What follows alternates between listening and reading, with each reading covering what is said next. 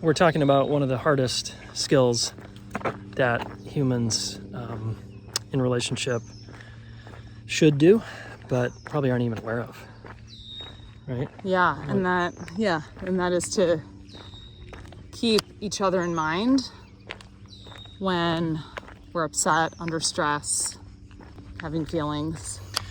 Yeah, it sounds like, oh yeah, I can do that, and probably you're not doing that in your most important relationship, where you I get triggered by Ellen, and I'm thinking about myself and protecting myself. I'm thinking about how she's wrong. I'm thinking about whatever I'm thinking about, and to keep her in mind would be to consider how she's feeling, and what is it that I did that impacted her in our interaction.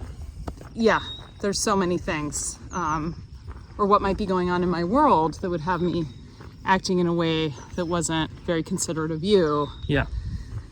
You know, there's just so many ways we can go back and forth and make room for each other, assume something less than the worst about each other, and work to realize that most of the time, very unintentionally, we might be upsetting each other or not considering each other, and we want to be able to pull each other back into keeping each other in mind even when it's hardest to do. Yeah, what this allows us to, I mean, if I'm empathizing, this is kind of empathy, right? It's like advanced empathy. It just allows the whole thing seems to kind of fall down.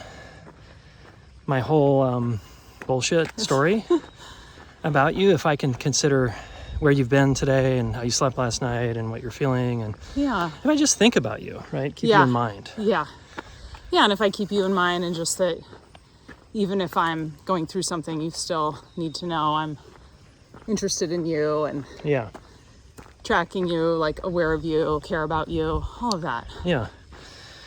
So next time you're triggered, today, tomorrow, by your significant other or someone important to you, see if you can flex another muscle that's probably atrophied, which is think of them.